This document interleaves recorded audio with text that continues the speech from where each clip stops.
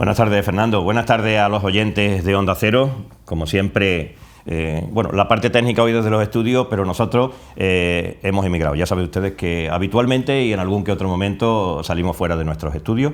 Estamos en Sevilla, en un despacho. Bueno, ya lo han venido ustedes, lo hemos venido anunciando en los últimos días. Saben ustedes que estamos en el despacho de don José María del Nido, que a lo largo de los próximos minutos va a estar con nosotros. Va a estar en un primer tramo hasta que lleguemos a las noticias de la 1 y después a partir de la 1:10 será cuando nos centremos y hablemos ampliamente. Ustedes saben que este tipo de entrevistas, más que una entrevista de actualidad, que sí, que lógicamente hay que tocar los temas que están ahí, es una entrevista más en profundidad y es un poco una entrevista serena de cara pues a recuperar una vida y contar aquellas cosas que habitualmente no se cuentan en otro tipo de entrevistas. Saludamos como siempre cordialmente a todos los oyentes desde cualquier punto que nos sintonicen en el 101.0, desde el Valle del Guadalquivir, pasando después por la Campiña o por los Alcores, que son los sitios que habitualmente nos sintonizan nuestros oyentes en directo a través de la radio. Después saludamos a cualquier parte del mundo porque a través de redes sociales hoy ya saben ustedes que es importante. Vamos con nuestro invitado, don José María del Nido. Muy buenas tardes. Hola, buenas tardes, Bartolomé, me alegro de verte. Igualmente, de estar contigo, de estar de nuevo. Hace años ya que nos conocemos, hemos vivido muchos momentos de fútbol, momentos buenos y momentos malos. Ya hace tiempo que teníamos pendiente esta charla y hoy, afortunadamente, pues estamos aquí en tu despacho. Efectivamente, la solicitaste hace meses, pero dijimos de dejarla para después de la Junta General y bueno, ya en el sosiego de los meses después a su celebración, de las semanas después de su celebración, hemos convenido en mantenerla y aquí estamos, a tu disposición como siempre. A don José María del Nido Benavente no hace falta presentarlo, lo conoce todo el mundo dentro del fútbol. Hablaremos un poquito de la situación, porque lógicamente, menos mal que se ganó el sábado, un partido complicado, y hay un poco, pues, pero bueno, vamos a hablar de la situación, qué posibilidades hay, cuánto puede llegar. Usted es la accionista mayoritaria ahora mismo, que tiene suya, más una representación que tiene, es el máximo accionista del Sevilla, ¿no? Bueno, pues empezando por donde comenzabas, Bartolomé, efectivamente, menos mal que ganamos el sábado. Todo hace indicar que el equipo dio otra imagen. Creo que además salió con una marcha más que el Cádiz y pudimos ver cómo se crearon numerosas ocasiones. Yo estoy convencido de que cuando cambie la dinámica, pues podremos ver a un Sevilla que se encuentre mejor y más cómodo en la tabla. Ahora tenemos un partido crucial dentro de unos días y si confirmamos después en el Campeonato Nacional de Liga contra el Elche el sábado con una victoria, yo creo que vamos a estar ya al menos en la zona templada de la tabla y se podrá jugar con mayor tranquilidad para intentar conseguir los objetivos que al principio se marcaron. Y bueno, hablando de la situación accionarial, efectivamente yo soy el máximo accionista de la entidad a nivel individual y además ya atesoramos la mayoría del capital social asistente a la Junta con una holgura de más de 6.500 acciones que nos hace ver el futuro accionarial con cierto optimismo para intentar cambiar el órgano de administración y darle un impulso a la sociedad que yo creo que prácticamente todos los sevillistas estamos de acuerdo que es necesario hacerlo. Una situación, lo que no entiende la gente, cómo siendo el accionista mayoritario hay partes de la Junta que puede votar y en otras no. Bueno, no entiende la mayoría de la gente porque no lo entendemos ninguno, no es comprensible. El presidente de la Junta General de Accionistas tiene una serie de facultades que le da la ley, entre las que no se encuentra en ningún caso el privar del derecho de voto a ninguno de los accionistas de la misma. En dos puntos claves de la última Junta General de 29 de diciembre del 23, que era el cese del Consejo de Administración y el ejercicio de la acción social de responsabilidad, como conllevaba el cese en pleno del actual Consejo de Administración, pese a ser juez y parte interesada en esa votación, se privó en el punto número 10 del derecho de voto a aquellos accionistas que nos habíamos agrupado en 2018 para el ejercicio del derecho de las minorías, de una forma irregular porque se reconoció en la propia Junta que de aquellos 3 consejero que nombramos solo nos quedaba uno, y en segundo término en el ejercicio de la acción social de responsabilidad, que era contra el actual Consejo, que conllevaba el cese por mandato legal del Consejo de Administración, se me privó a mí personalmente del ejercicio del derecho de voto. En uno y otro caso los puntos habrían sido aprobados, por cuanto que ya le digo que la diferencia de acciones era de más de 6.500 acciones de las asistentes a la Junta. ¿Es la justicia la que tiene que dictaminar? Evidentemente. Desgraciadamente, en muy próximos días iniciaremos las acciones legales para hacer valer nuestros derechos, y el Consejo de Administración sabe y es consciente que es un consejo cesado desde el día 29 de diciembre y que está ejerciendo de una forma ilegítima el ejercicio de esas funciones del Consejo de Administración, con lo cual todos sus miembros serán corresponsables de todas las acciones que realicen. En este tipo de cosas, usted como jurista y como experto, que lleva ya muchísimos años en esto, ¿cuánto puede tardar en que pronunciarse el juzgado? Bueno, la pregunta es evidente, que es la que se hace todo accionista y todo sevillista, ¿no? Todo seguidor. En los tiempos en la justicia no se saben de una forma exacta, ¿no? Lo que sí es verdad es que si en medidas cautelares conseguimos el que se nos dé la razón, y todo hace indicar que así será, porque está perfectamente acreditado que el sentido del voto sería de cese del Consejo de Administración y de ejercicio de la acción social de responsabilidad, no más allá de 3 meses debemos de tener una resolución judicial. Situación delicada, como hemos dicho. ¿El tiempo es oro aquí? Yo creo que sí. Yo creo que si nosotros hubiéramos tenido la posibilidad de afrontar el mercado de invierno de fichaje, habríamos cambiado total y absolutamente la marcha, la configuración de la plantilla y la marcha de la sociedad. No se nos ha dejado ni siquiera unas semanas para poder ejercer el legítimo derecho que tenemos de gestión de la sociedad, y la sociedad necesita un cambio radical, no solo en el aspecto deportivo, que también, sino también en el aspecto institucional, social y de lo que es el organigrama de gestión del Sevilla Fútbol Club. Nosotros somos ahora mismo una entidad plana que no tiene impulso ninguno ni desde la presidencia ni desde el Consejo de Administración, que ya es irrisorio, que se reúne cada 2 meses, ni siquiera con el mandato estatutario que exige la reunión mensual, y que necesita que la sociedad vuelva a ser una sociedad viva, no una sociedad en encefalograma plano. Cuando usted llega a la presidencia en el 2003 cambia todo, hace una estructura. Yo me acuerdo que hablamos nosotros en la Navidad, creo que fue en la Navidad del 2005, del 2006 me dijo, cuando lo llamé para felicitarte, y me dijiste en aquel momento: Bartolomé, tengo la mejor estructura del fútbol de España. Como entre la bolita te vas a enterar. Tardó 4 o 5 meses en que entrara la bolita y llegara el primer título. ¿Sigue todavía esa estructura en el Sevilla? Pero que con el tiempo se va erosionando. Efectivamente. El problema es que la misma estructura que se dejó, que en la temporada 2013-2014, 100 días después de yo marcharme, se levantó un título de la UEFA y se encadenaron varios títulos seguidos, pues no ha sido objeto ni de renovación ni de impulso. Y una entidad como el Sevilla Fútbol Club, que es un transatlántico navegando con tantísimos miles de seguidores, con tantísimos miles de accionistas, con más de 200 millones de presupuesto, esa estructura debería haberse modificado, debería haberse rejuvenecido, debería haberse cambiado y sobre todo impulsado desde la presidencia de la entidad para que no se erosionara y para que funcionara como se merece en este siglo XXI. ¿Qué hay que hacer ahora? Mire, yo inicialmente creí hace 2 o 3 años que era necesario una renovación y un impulso, una vuelta de tuerca de las estructuras de la sociedad. Hoy creo que radicalmente hay que cambiarlas. Yo creo que hay que hacer un nuevo organigrama, dejarse de cuadros y de flechitas y de palmaditas en el pecho y palmaditas en la mano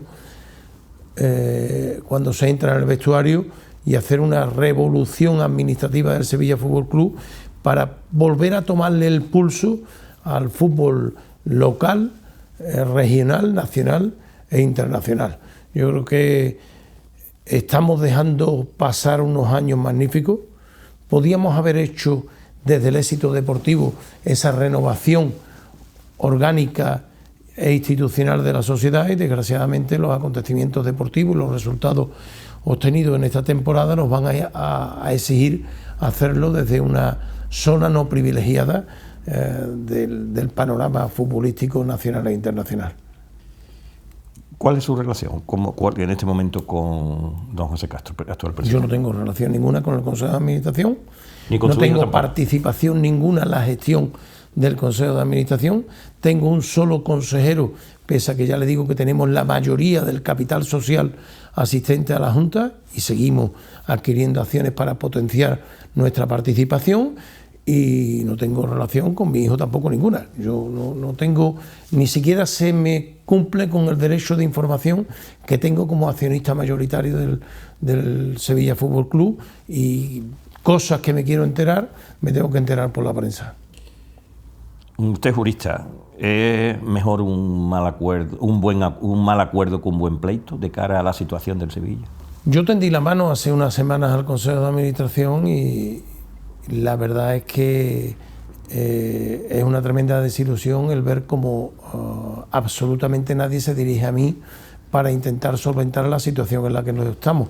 No ha sido posible, pues no pasa absolutamente nada, lo intentaremos judicialmente. No y lo conseguiremos, además. No hay posibilidades de... No, yo no digo que no haya posibilidades, yo lo que le digo es que nadie se ha dirigido a mí a día de hoy para intentar llegar a ese acuerdo. En cualquier entidad y en el fútbol más siempre hay unas familias, porque lo hay incluso en las grandes multinacionales y en todo en el Sevilla, ¿qué dicen esas familias y esos sectores que han sido históricos de la situación?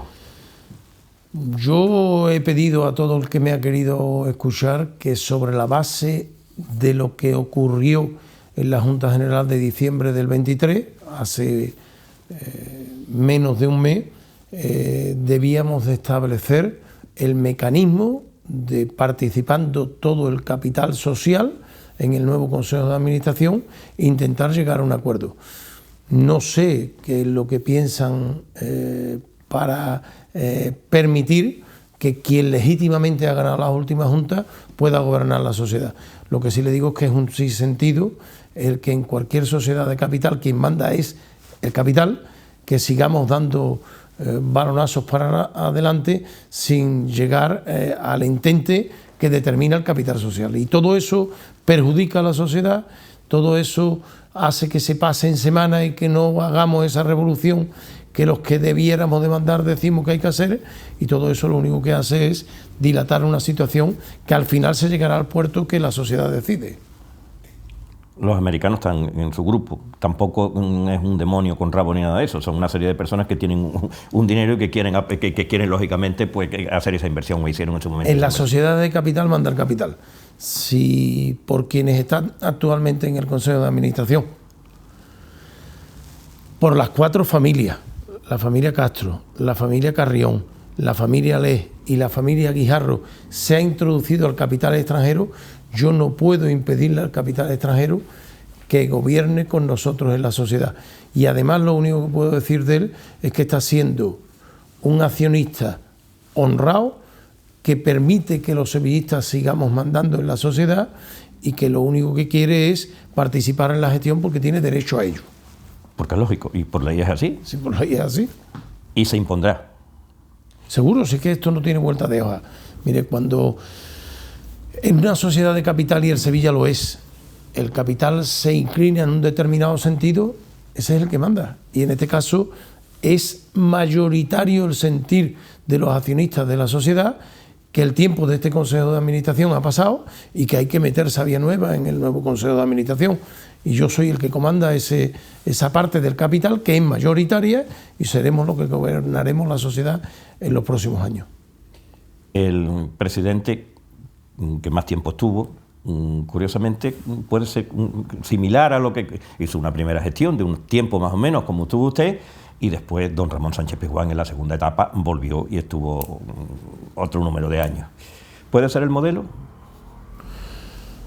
Bueno, a mí mirarme en el espejo de Ramón Sánchez Pizjuán, que siempre me ha dado envidia su gestión, que de la nada supo construir un equipo campeón y que nos llevó a los primeros éxitos, siempre es un espejo en el que me encanta reflejarme.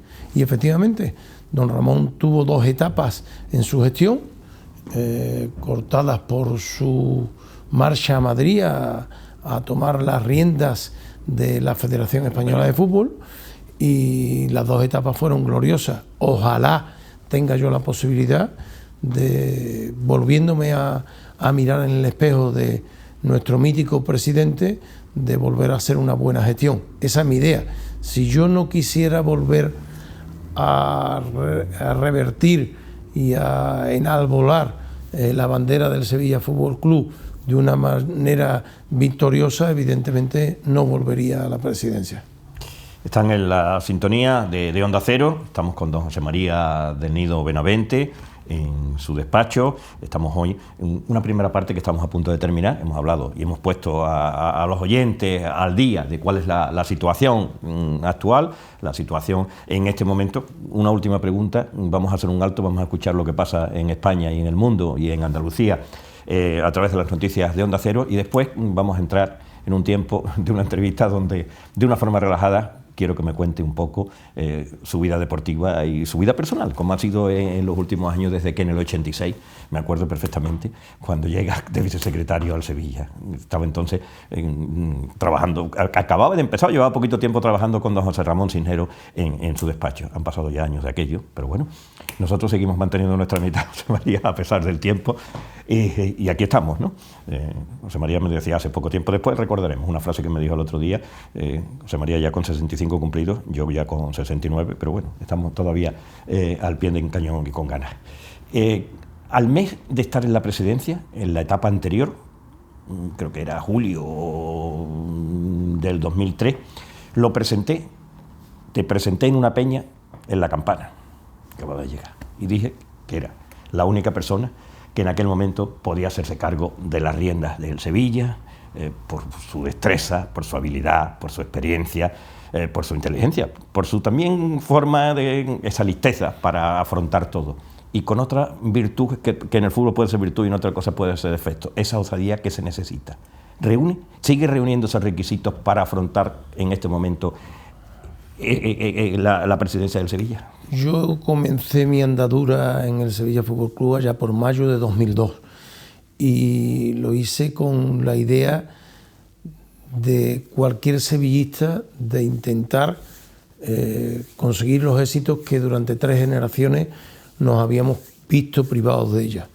Cuando nosotros jugamos la final de la UEFA de 2006, allá por mayo, por el mes de mayo, nosotros llevábamos 58 años sin tocar plata y 52 años sin disputar una final. Había sido una final de Copa de España la última que habíamos disputado. Yo entonces tenía la fuerza de la juventud. Hoy, sin tener aquella fuerza, me considero con la fuerza suficiente como para volver a hacer una revolución al frente del Sevilla Fútbol Club. Ilusión no me falta, y yo creo que esa falta de fuerza por tener entre una cosa y otra 30 años más, pues lo que hace, 20 años más, lo que hace se puede compensar con la experiencia que me da los años de gestión, cerca de 13 años de presidente del Sevilla Fútbol Club, y la experiencia que también me ha dado la vida, de una manera positiva y de una manera negativa, ¿no? Yo vuelvo a repetirle que si yo no me viera con las fuerzas necesarias, con la ilusión suficiente y con la capacidad que exige el afrontar la presidencia del Sevilla Fútbol Club, yo sin duda no acometería ese reto. Don José María del Nido Benavente es presidente del Sevilla Fútbol Club. Fue presidente en 2 etapas, porque circunstancialmente, ahora lo vamos a contar en la segunda parte, cuando descienden injustamente al Sevilla en aquel 1 de agosto del año 95, se tuvo que dimitir Luis Cuerva para un pacto que se estaba, en una negociación que había, accedió y estuvo unos 2 meses de presidente. pero que él era vicepresidente, mandaba en el Sevilla, y después su presidencia. Hemos hablado, estamos contando, pues hemos contado todo de esa situación actual del Sevilla. No se vayan, porque nos queda que nos cuente y nos hable de su vida como sevillista, como abogado, como presidente y como futuro, o en este momento presidenciable del Sevilla Fútbol Club. Quiero que me cuente también si sigue manteniendo. En aquellos tiempos, cuando lo entrevistaba, me decían, me tengo que ir a comer. Nos va a contar también uno de sus platos preferidos, qué películas le gustan, cómo es su vida actualmente, y después nos tiene que contar cómo fue aquello de Maradona, cómo se convirtieron los equipos de fútbol, en los clubes de fútbol en sociedades anónimas deportivas, o lo que pasó aquel 1 de agosto. No se vaya, lo vamos a contar aquí en la sintonía de Onda Cero. Hemos escuchado lo que ha sucedido hoy en España y en el mundo en estas noticias de la una. Continuamos. Don José María de Nido, buenas tardes para aquellos oyentes que se acaban de incorporar. Buenas tardes. Decir que nos acaba usted de contar durante unos 20 minutos una exposición de la situación actual del Sevilla Fútbol Club, de cómo está la situación. El que quiera puede hacerlo a través de redes sociales hoy, eso es muy fácil, se van hacia atrás y pueden sintonizar y seguirlo. Pero bueno, entramos ahora en su vida, en una entrevista quizás un poco más humana, porque vamos a conocer algunas de las cosas de su vida. Hábleme de su padre. Bueno, mi padre, para los que formamos parte de la generación de los del Nido, que directa o indirectamente defendemos de él, para nosotros era una persona la más querida, ¿no? Nosotros idolatrábamos todos a mi padre, y para mí le puedo decir que ha sido la persona más importante que he tenido en el mundo, porque era un hombre que de la nada pues supo darnos a todos la posibilidad de estudiar una carrera, nos sacó adelante con muchísimo esfuerzo, y además era un hombre que daba unos sabios consejos que siempre nos influyeron y nos permitieron hacer cosas positivas en la vida. Mi padre, que murió siendo el socio número 9 en su carnet del Sevilla Fútbol Club, aun cuando realmente era ya el socio 8, porque uno de los que le precedían había fallecido antes que él, después de iniciada esa temporada.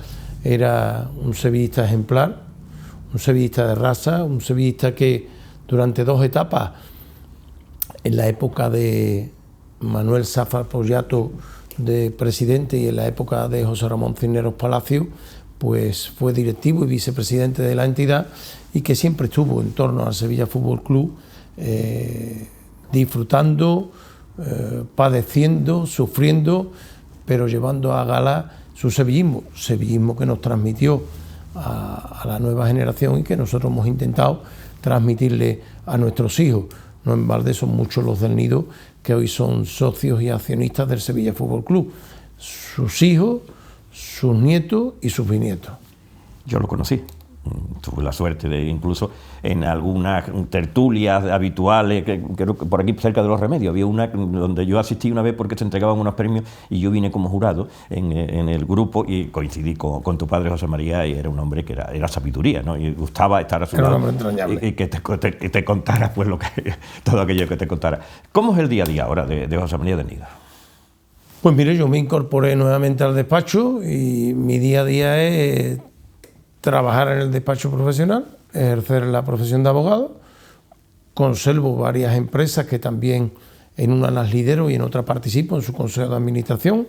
En una soy socio mayoritario y en otras tengo una participación minoritaria dentro de su capital social, y tengo una vida muy activa, vida que poco a poco, pues si me incorporo al mundo del fútbol, iré dejando para intentar dedicarle al Sevilla Fútbol Club el resto de la fuerza personal que el cuerpo me otorga. José María, un ejercicio diario porque te mantiene con 65 ya cumplido, ¿no? Yo me levanto todos los días entre 6:30 y 7 menos 20 de la mañana, y estoy en el gimnasio sobre las 7:15 hasta las 8:30 aproximadamente. Y ya a las 9:15, 9:30, llego al despacho profesional. Si tengo actividad profesional antes, pues voy al gimnasio un poco antes, voy 4 días en semana. ¿Cómo se lleva eso, tener hijos de 2 generaciones? Algunos ya con 40 y algo, y otros que pasan poco de los 10, 12, 13, 14. Si no, el mayor tiene 44, 45, 44 es del 78, 23 de febrero del 78, y el chico tiene 12, es del 2010, de 31 de marzo de 2010. Se lleva bien. Es verdad que ya hay una generación que se ha criado y que vuela sola y que trabaja, y otra generación a la que hay que ayudarle en su día a día, ¿no? Pero bueno, son nuevas ilusiones que te hace sentirte mentalmente quizá más joven, porque de alguna manera todavía estás en el día a día educativo para que intentar transmitirle algunos valores de la vida y algunas de las sapiencias que la vida nos ha dejado desde todos los puntos de vista. Y bueno, pues la verdad es que yo me siento joven en ese sentido, ¿no? ¿Sigue manteniendo las tradiciones? ¿La modernidad se ha introducido en su vida o sigue manteniendo...? Hombre, es verdad que la modernidad de los últimos tiempos y el acceso a las redes sociales, el navegar en Internet, el coger el Google a diario, pues te hace sentirte de una manera también joven, ¿no? Yo participo en la medida de lo posible de esas nuevas innovaciones, pero conservo las tradiciones de toda la vida y no me quiero despegar de ellas, ¿no? Porque, entre otras cosas, soy una persona mayor y no quiero ni parecer más joven de lo que soy, ni incorporarme a un modelo de vida tan joven que a mí entiendo que no me va. José María, ¿qué antepone?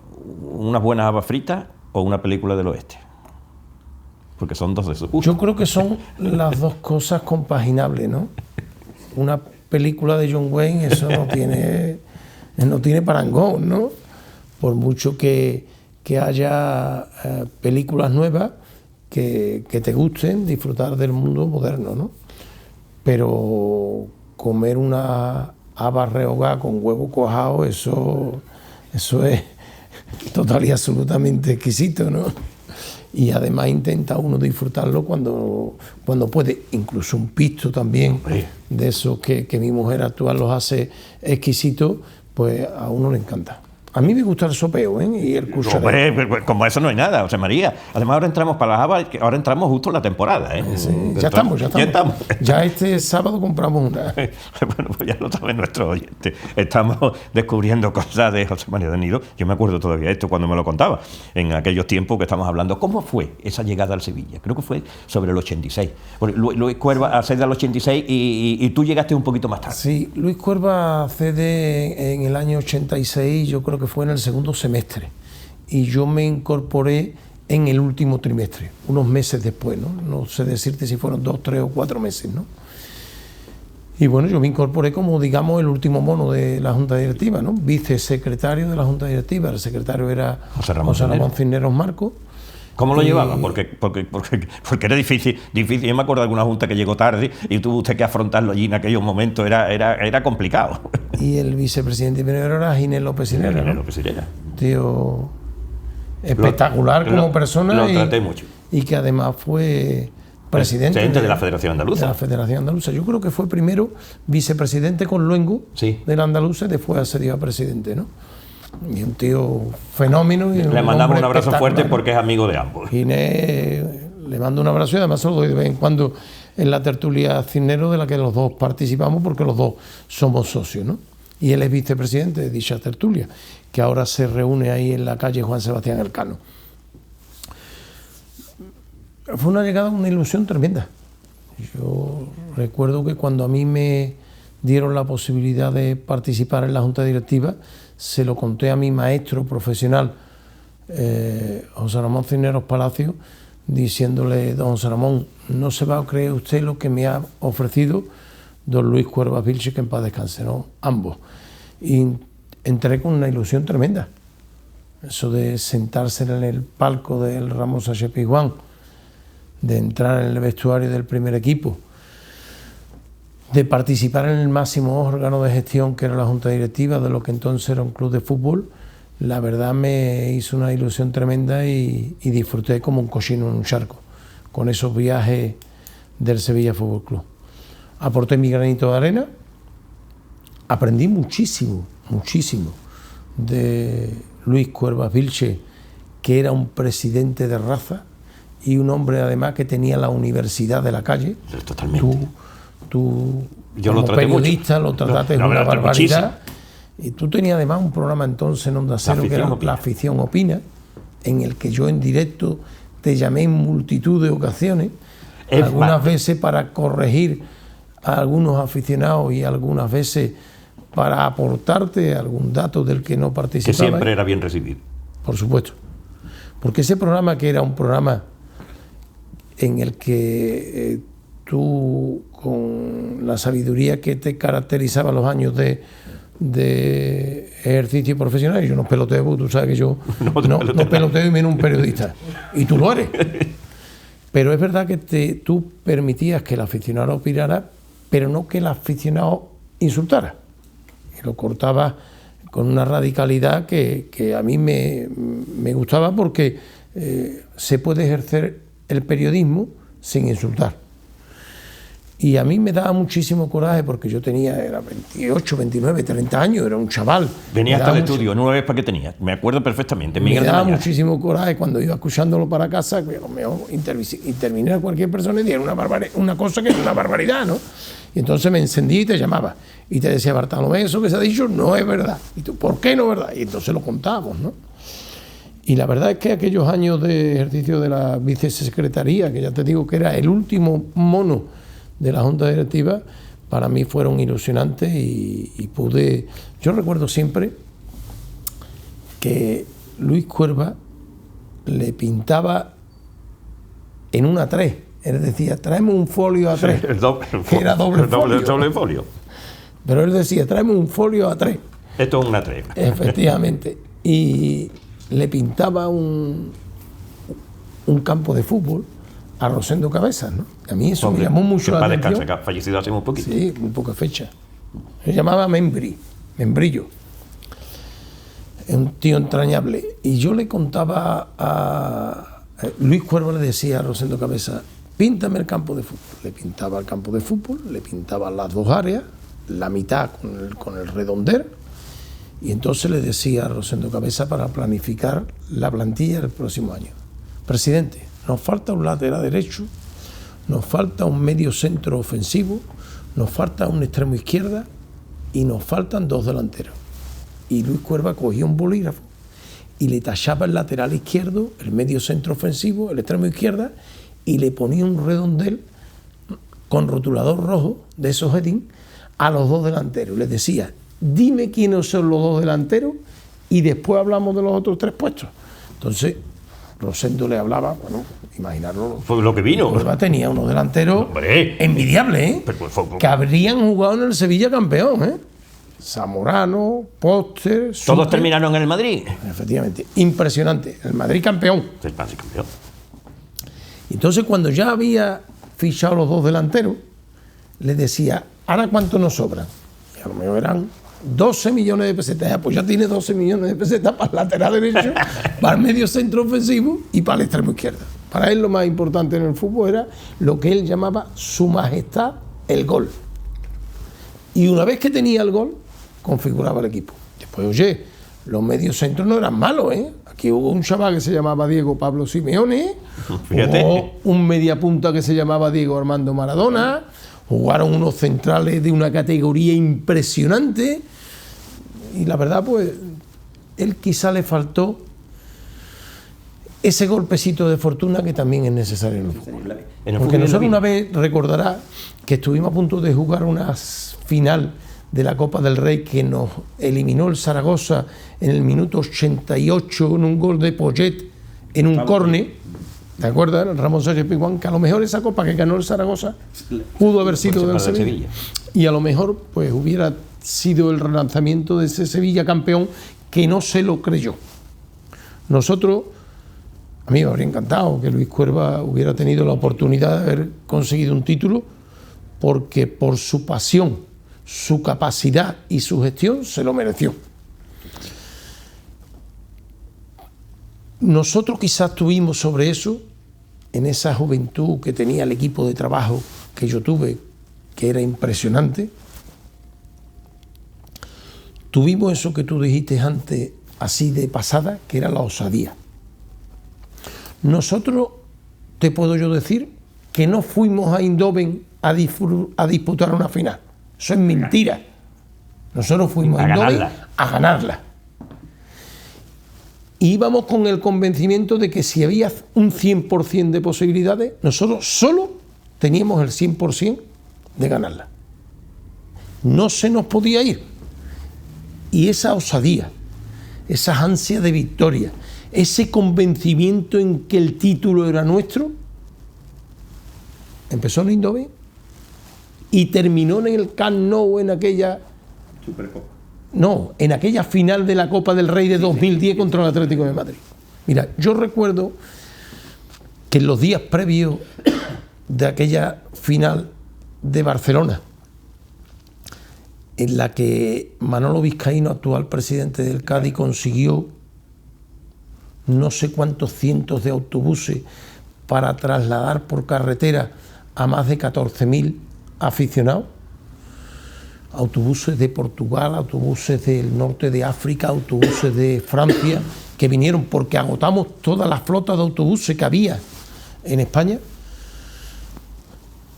Desde la zona deportiva, digamos, de gestión del Sevilla Fútbol Club, me decían: presidente, que nos vamos a enfrentar al Atlético de Madrid, que es un club más campeón que nosotros, es un club más grande que nosotros.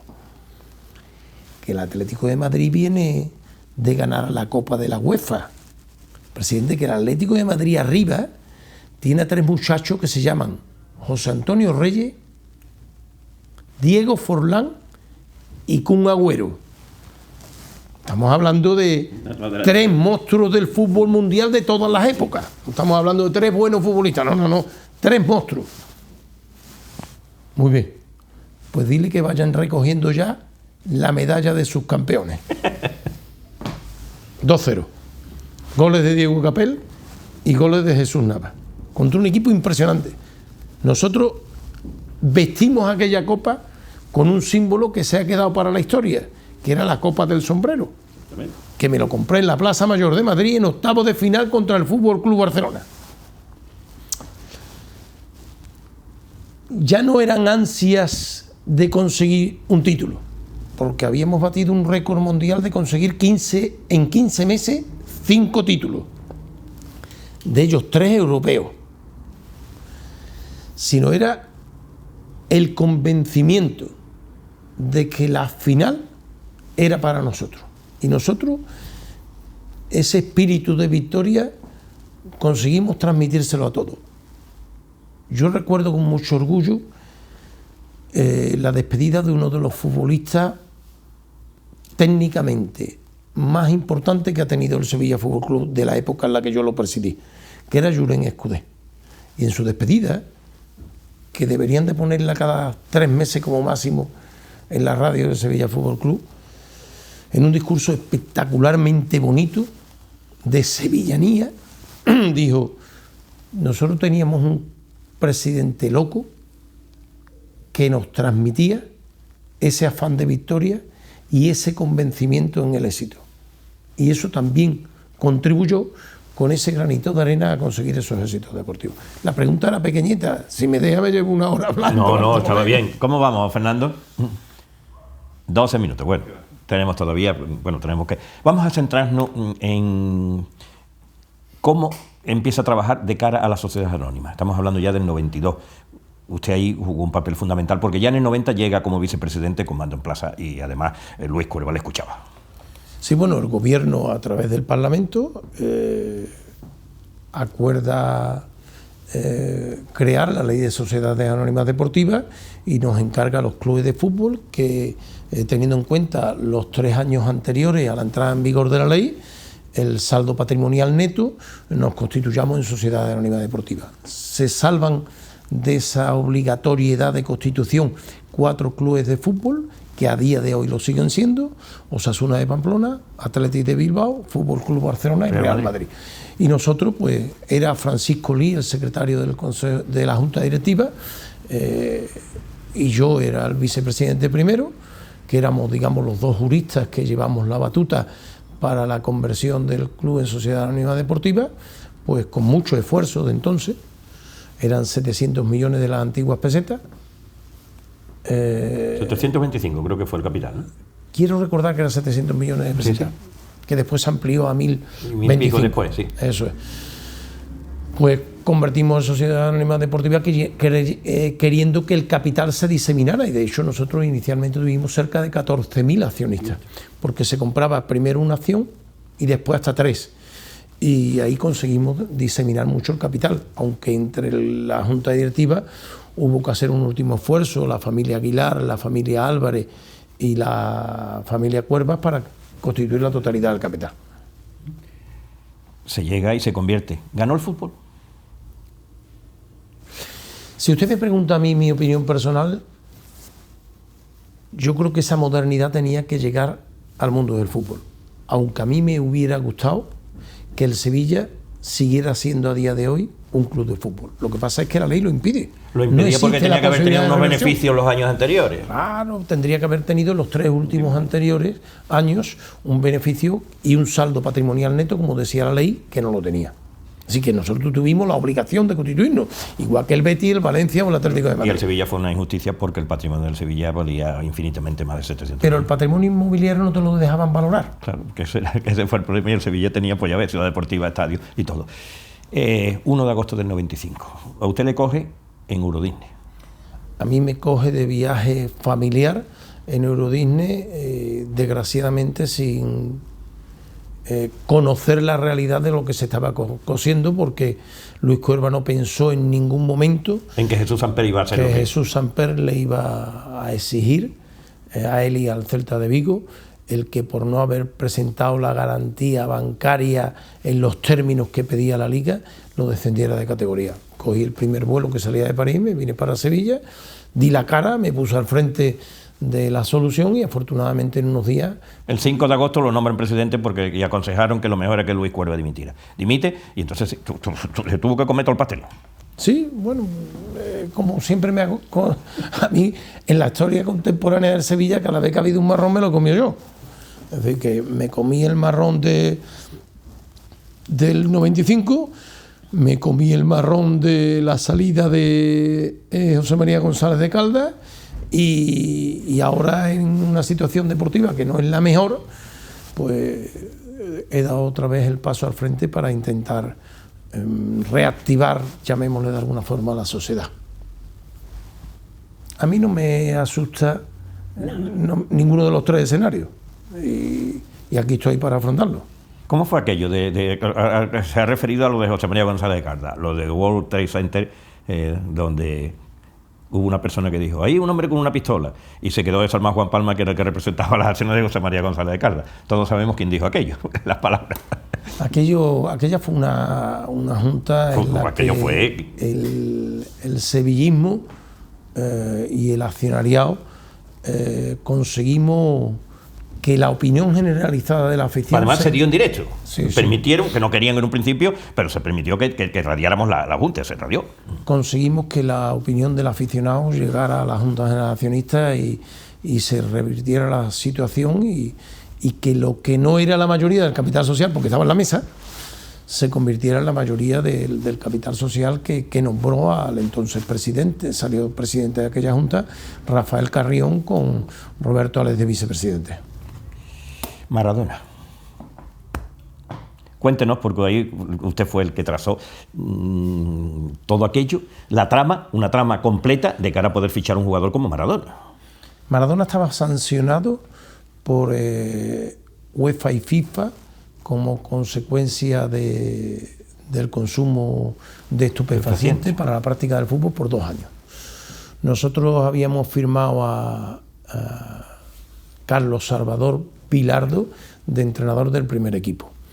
Y Bilardo llegó un día en una comida con Luis Cuervas y conmigo y nos dijo que le había llamado Franchi para decirle que era el representante de Maradona, y Bolosnikov, que era su abogado, con los que él mantenía una relación de la época en la que había sido seleccionador de Argentina y campeón del mundo, que le había llamado para la posibilidad de reincorporar o rehabilitar a Diego Armando Maradona para el mundo del fútbol. A nosotros nos sonó como utópico, como una cosa inalcanzable, ¿no? Pero era verdad que Luis, igual que con Rina Dazae, cuando se le ponía una cosa entre ceja y ceja, la conseguía, ¿no? Y entonces nos dijo, vamos a ponernos manos a la obra y vamos a conseguir que Diego Armando Maradona se ponga la camiseta del Sevilla. Tomamos contacto con Joseph Blatter, que después fue presidente de FIFA, pero que entonces era presidente de UEFA, y la verdad es que Blatter nos abrió las puertas a que Diego Armando Maradona fuera el emblema para el Campeonato del Mundo de Estados Unidos. Nos fuimos a Zúrich, mantuvimos una primera reunión, él habló con Ferlaino, que era el presidente del Nápoles, y él fue, digamos, el artífice de que el presidente del Nápoles, que decía que Maradona era el segundo dios de la ciudad y que si lo traspasaba lo mataban, pues nos abriera la puerta a la posibilidad de traer a Diego Armando Maradona. Y la verdad es que fue un acontecimiento futbolístico mundial. Yo puedo decir que en mi vida he visto una repercusión mediática más grande de ningún acontecimiento. ¿Y consigue usted dinero de las cadenas de televisión? ¿Cómo fue aquello? Bueno, hasta la presentación de Diego Armando Maradona en el Hotel Los Lebreros fue pagada por Antena 3. No, allí pagó todo el mundo. Porque hay veces que el fichaje lo consiguió financiarlo con las televisiones. Se financió una parte muy importante. Una parte muy importante con las televisiones de la presentación de aquel día. Con El 5 y Antena 3 fueron las dos que pagaron. Con las dos giras que se hicieron con el futbolista y después con un incremento exponencial de entradas, abonos y merchandise. ¿Cómo consiguió no pagar el último plazo? Bueno, desgraciadamente Diego ya ha fallecido y yo no voy a hablar mal de una persona fallecida en absoluto, ¿no? Pues Diego inició una nueva cuesta abajo en su vida personal que nada le beneficiaba ni a él ni al mundo del fútbol, ¿no? Y nosotros conseguimos que los abogados de Diego renunciaran al último pago, que quiero recordar que era en torno al 25 o 30%. 144 millones creo que era, ¿no? Sí, del salario que tenía el jugador y de la imagen que se le adquirió cuando él firmó con el Sevilla, que la explotaba el Sevilla, y se renunció, se marchó, se resolvió el contrato y renunció a esa participación. Nos queda muy poquito. Bueno, vamos a ver. Don José María, estamos entrando en el último tramo. Los oyentes verán que usted tiene una fama pero después es la persona más asequible y además tiene una virtud, muy amigo de sus amigos. Soy amigo de mis amigos. Pregúntelo usted a cualquiera, ¿no? No, que lo afirmo yo. Es que eso es así. Yo disfruto con la amistad porque soy de las personas que le da un valor supremo después de la familia. Don José María, ¿qué le dolió más? ¿Dejar la presidencia del Sevilla o perder la libertad?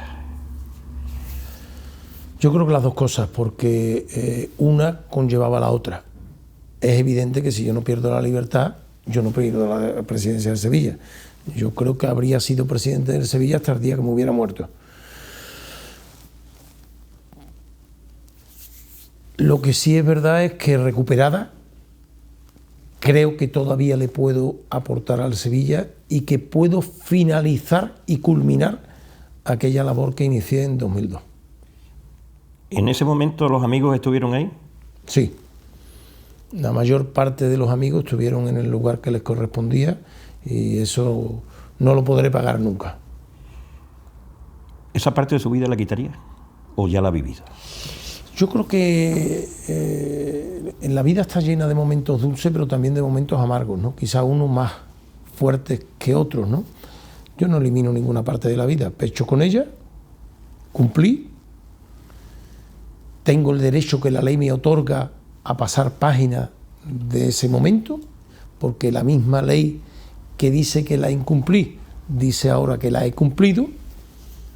Ese llamado derecho al olvido, que como jurisprudencialmente se trata, está escrito, y yo lo que de momento pido, no exijo, es que se acabe de pasar esa página y que yo sea un hombre que pueda, porque la ley así lo manda, vivir los años que me queden de vida sin tener que pagar más deuda. Usted pagó en dinero lo que ha pagado muy poca gente en este país, ¿eh? Pagué más de media docena de millones de euros. Y además pagué con la privación de libertad.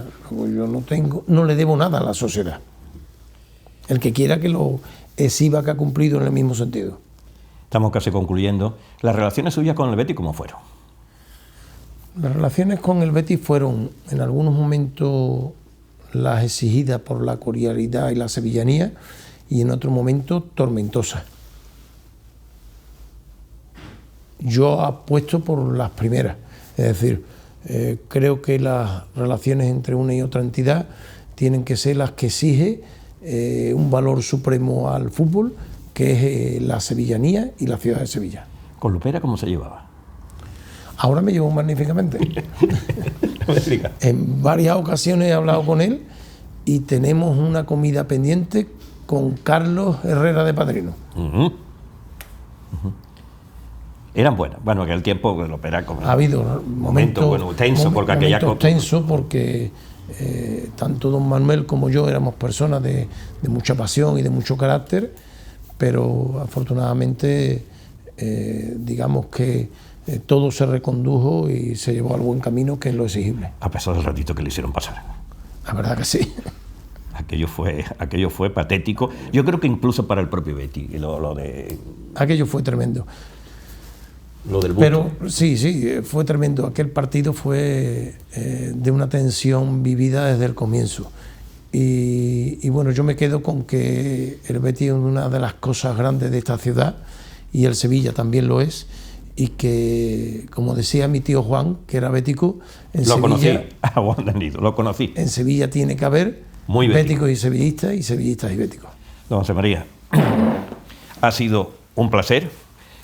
Como siempre. Este señor que está aquí es José María del Nido Benavente. Hoy nos ha mostrado esa otra cara.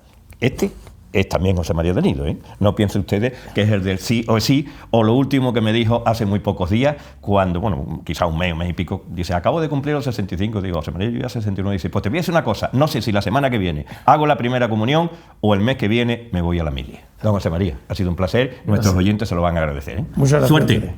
Gracias.